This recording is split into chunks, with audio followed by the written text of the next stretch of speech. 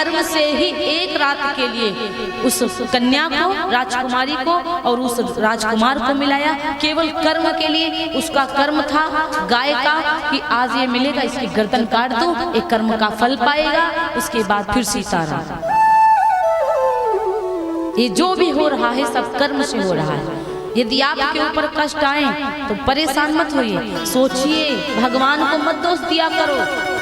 मैंने तो लाखों को सुना है, एक बार एक गुरु करते, कल दूसरे गुरु, तीसरे गुरु, चौथे गुरु, रोज गुरु बदलते हैं, रोज गुरु बदलेंगे।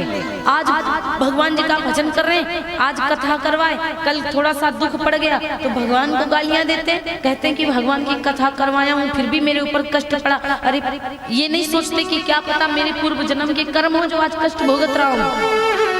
भगवान की निंदा कभी मत सुनिए। भगवान की जो निंदा सुनता है उसका कल्याण नहीं होता। ये बाबा ने लिखा है, हरिहर निंदा सुनाई जो काना, हरिहर निंदा सुनाई जो काना, हरिहर निंदा सुनाई जो काना, हरिहर निंदा, हरिहर निंदा सुनाई जो काना, हरिहर निंदा सुनाई जो काना, लगई पाप गो,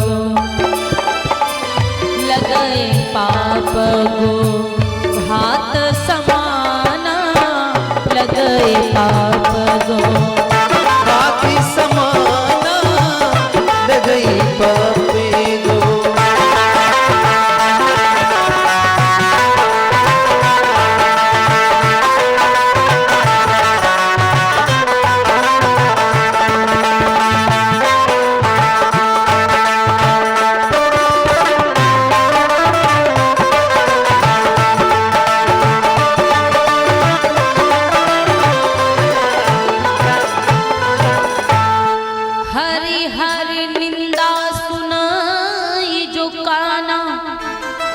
लगई पाप गो घात समाना।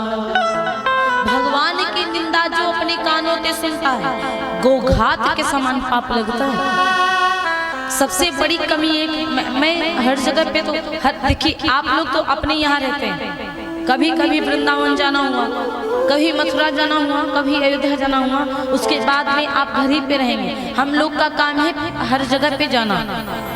हम लोग कहीं यहाँ कहीं वहाँ हर जगह का माहौल देखते हैं कि कौन कैसा व्यक्ति है, और ऐसे ऐसे लोग मिल जाते हैं, ऐसे ऐसे मूर्ख लोग मिलते हैं कि क्या बताएं आप। हिंदू ही भगवान की गलतियां निकालने लगता है, हिंदू ही भगवान की गलतियां निकालता है, और मुस्लिम जो होते हैं उनसे पूछो अपने भगवान की, अपने अल्लाह की गलती निकालता है। अरे कहीं पर उनके भगवान का होने लग जाए ना, उनके धर्म की चीज, अरे लाखों लोग जाते हैं, यहाँ पे प्रचार प्रसार करनी पड़ती, भैया आओ जरूर, भैया आओ जरूर। बिना बुलाए 3-4 जगहों पे जाना चाहिए लोगों को, अब बिना बुलाए जहाँ पे नहीं जाना चाहिए वहां पे चले जाते हैं, और जहाँ जाना चाहिए वहां जाते नहीं है। गुरु नाराज हो जाए तो उससे ज्यादा चेला खफा है। यदि गुरु नाराज हो जाए तो गुरु से ज्यादा चेला खफा है कि गुरु के पास बिना बुलाए नहीं जाएंगे। गुरु चाहे जितना नाराज हो जाए, गुरु चाहे जितना डांटे, आपको बिना बुलाए गुरु के पास जाना चाहिए। मम्मी पापा चाहे कितना आपको डांटे, मम्मी पापा के पास बिना बुलाए जाना चाहिए। अब माता पिता थोड़ा सा नाराज है तो बिटिया रानी भैया राजा बहुत ही नाराज है। जब तक मम्मी पापा खुद न मनावे कि भैया भोजन कर लो, भैया खाना खा लो, बिना बुलाए माता पिता के पास जाना चाहिए। यदि आपकी मित्रता किसी से है, खास मित्रता, खास मित्र, यदि थोड़ा सा गुस्सा गर्मी हो जाए तो बिना बुलाए मित्र के पास जाना चाहिए। हाँ, सगे अच्छे मित्र वही हैं जो नाराज होने पर भी अपने मित्र का ख्याल रखे कि आज भाई लड़की की शादी है, उसके जाना पड़ेगा। बिना बुलाए भागवत कथा में जाना चाहिए, सत्संग में बिना बुलाए जाना चाहिए। आजकल के कलयुगी लोगों को जब तक अक्षत न दिए जाए तब तक वो कथा में नहीं आ रहे। बच्चों को भगवान स्वरूप क्यों कहा गया है? बच्चों को भले ना कहो कि रामायण पढ़ने आना, बच्चे शौक में रामायण पढ़ने जाते हैं। कोई कहे ना कहे आपको पढ़ने जाना चाहिए रामायण। यदि कोई अखंड रामायण करवा रहा है तो पढ़ने जाइए। कोई कहे ना कहे कि हमारी कथा में आना, हम करवा रहे हैं, कुछ हो आपको भागवत जी में जाना चाहिए, कथा में जाना चाहिए। भगवान लोग भगवान की गलतियां निकाल देते। एक ऐसे गुरु चेला थे तो चेला ने कहा भगवान की गलतियां भी तो होती हैं, तभी तो लोग कहते हैं कि भगवान गलत करते। ओ मैया, ओ पंचायत की मैया साइड वाली, आप लोग शांत हो जाओ। ये जो सर ऐसे हिला रही लौंग की तरह, इसको बंद करिए। आप लोग सर बिल्कुल सीधे रखिए इधर मंच की तरफ। एक चेला गुरु से बोले कि गुरुजी गलती तो भगवान करता है। बोले कैसी गलती? तो कहने लगे हम तुमको डायरी में 4-5 गलतियां लिख के बता देंगे, भगवान गलती करते हैं। गुरु ने कहा चलो ठीक है, मुझे आज आप बता ही दो कि गलती कौन कैसे होती है, भगवान कैसे कौन गलती किए। चेला ने क्या किया, एक पेन लिया, एक डायरी लिया और गुरु से कहा कि चलो बाहर हम खेतों की तरफ चलिए, मैं बताता हूँ भगवान गलती करते हैं। अब चेला चले, गुरु चले, तो चलते चलते खेत के पास में पहुंचे और जैसे खेत के पास में पहुंचे तो देखा कि एक कद्दू का लता लगा हुआ था। जो धरती पे रेंगती हैं लताएं उनको बोलते, जो ऊपर चढ़ते उनको पेड़ बोलते हैं ना, जो चढ़ते वो लता होती हैं। कद्दू का लता लगा हुआ था, तो कद्दू का पेड़ लगा था तो उसमें इतने इतने कद्दू लगे। लड़के ने कहा गुरुदेव पहली गलती भगवान की। एक लिखा और ये पहली गलती क्यों? गुरु जी ने कहा क्यों? तो कहने लगे पेड़ में जान नहीं है, फल इतना बड़ा भगवान दिए, पेड़ में कोई ताकत नहीं है, पेड़ धरती पे रेंग रहा है और फल देखो इतना बड़ा कद्दू। कहने लगे भगवान की एक गलती। बोले अच्छा। फिर आगे बढ़े तो कहने लगे भगवान की दूसरी गलती। बोले कैसे? तो कहने लगे ये देखो पेड़ में तनिको जान नहीं, पत्ते बिल्कुल छोटे छोटे, लगी है इतनी बड़ी लौकी। हाँ, एक भगवान की दूसरी गलती। तो कहने लगे अच्छा ठीक है। फिर आगे गुरुदेव को लेके पहुंचा, कहने लगे गुरुदेव तीसरी गलती। बोले कौन सी? कहने लगे अभी देखो ना भगवान कितना गलत करता, पेड़ आम का इतना बड़ा जिसमें बहुत ताकत है और अम्बिया बिल्कुल इतनी बड़ी। क्यों? पेड़ इतना बड़ा आम, मैंगो आम बिल्कुल इतना बड़ा छोटा सा और लता इतनी पतली पतली, उसमें फल इतना बड़ा। देखो तीसरी गलती। गुरुदेव ने कहा बहुत बढ़िया बेटा, खूब गलतियां भगवान की निकालो। आज पेड़ के नीचे, गर्मी का महीना था, उसी पेड़ के नीचे चेला गुरु सहिताने लग गए, आराम करने लग गए। चेला उसी आम के पेड़ के नीचे लेट गया और बढ़िया इतनी मंद मंद हवा बह रही थी कि चेला को बढ़िया जब हवा लगी तो वो गया सो, नींद उसको आई और वो सो गया। भगवान की महिमा, एक आम टूट कर उसकी नाक पे इतनी जोर से गिरा कि उसकी नाक ही मैंगो बन गई, उसकी नाक ही बिल्कुल आम के जैसी। अब गुरुदेव जगे, कहने लगे तुम्हारी नाक में क्या हुआ चेला जी महाराज? तो चेला ने कहा भगवान क्या कर, ये इतना छोटा सा आम मेरी नाक को मैंगो बना दिया, मैंगो ने नाक को मैंगो बना दिया। मतलब इतना बड़ा आम नाक पे गिरा तो इतनी मोटी हो गई, अगर कद्दू कहीं ऊपर से गिर जाता तो क्या होता? गुरुदेव ने कहा बता भगवान ने गलती करी कि नहीं करी? बोले नहीं महाराज, क्योंकि यदि कद्दू के जैसा आम में फल देते और कद्दू गिरता तो इनका पूरा जो मुंह था वही कद्दू बन जाता। कहने लगे महाराज मान गए हम कि भगवान कभी गलती नहीं करता है, अपनी गलतियां दूसरों के ऊपर नहीं डालना चाहिए। भगवान का भजन नहीं करोगे जीवन में कुछ नहीं मिलने वाला, ये तो पक्का है। मनुष्य तन बार बार ना पहियो भैया, एक बार मिला है इसको गंवाइए मत, बड़े भाग्य से ये मनुष्य का तन मिला है। मेरे भैया कहते हैं कि एक महाराज रहते हैं ऋषभदेव। ऋषभदेव भगवान का अवतार है, विष्णु भगवान का अवतार है ऋषभदेव। ऋषभदेव के पुत्र हुए, 100 बेटा होते हैं ऋषभदेव के। और जब ऋषभदेव के 100 बेटा होते हैं तो ऋषभदेव अपने बड़े पुत्र को समझाते हैं। उनके बड़े पुत्र का नाम है, आप लोगों को पता है, जड़ भरत। हमारे हिंदू धर्म में, सनातन धर्म में 3 भरत हुए, एक तो भागवत जी के जड़ भरत और एक तो कैकेयी माता के पुत्र भरत और एक तो शकुंतला माता के पुत्र भरत, है ना। हमारे सनातन धर्म में 3 भरत हुए और 3 ही राम हुए हमारे सनातन धर्म में।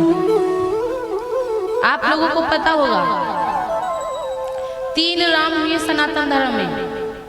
कौन कौन से?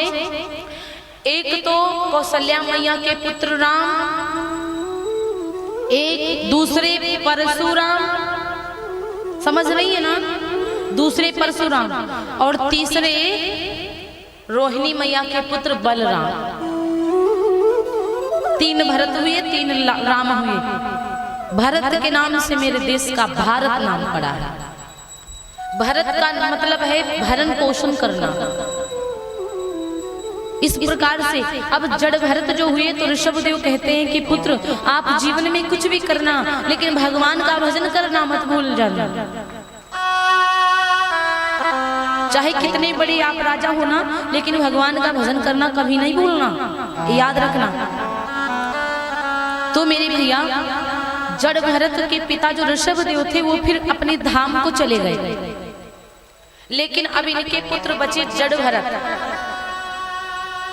तो जड़ भरत क्या करते हैं, उनको राजा बना दिया गया, क्योंकि सबसे बड़े पुत्र थे जड़ भरत जी। अब जड़ भरत जी को राजा बनाया गया, तो जड़ भरत राजा होने के बाद भी भगवान का ध्यान रखते हैं।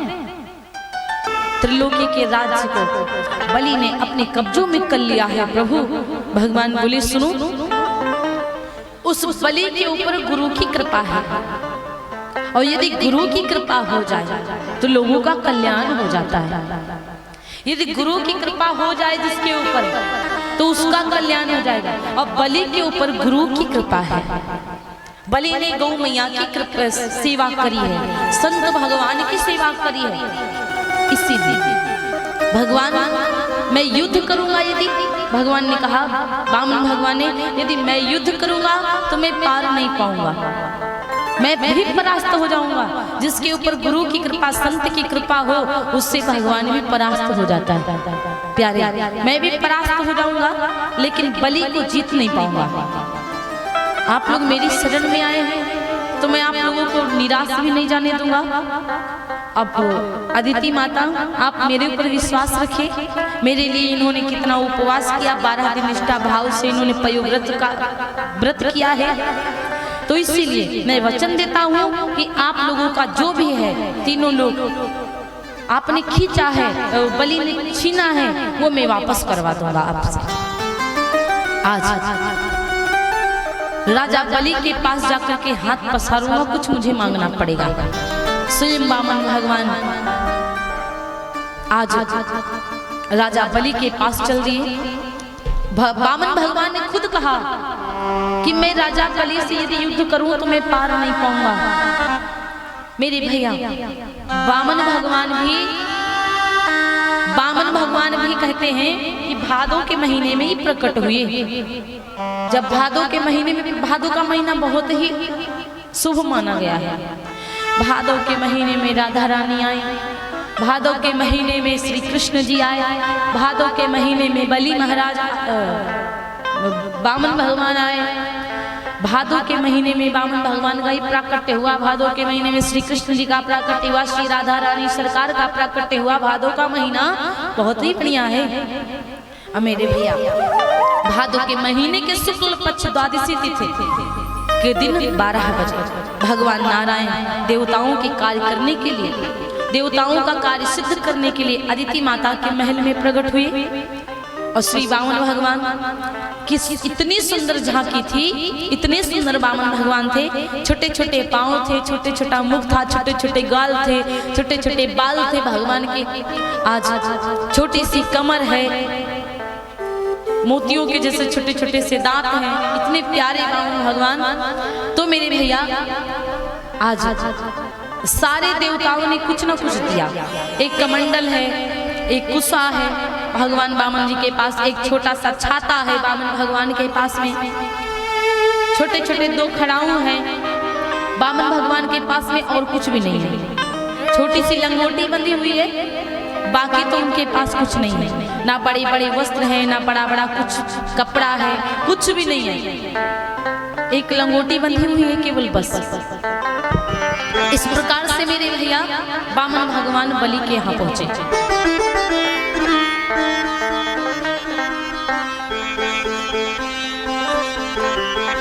बोली सौरे सरकार की, गर्मी लग रही है, बोली उमापति महादेव की जय। तो मेरे भैया वामन भगवान आज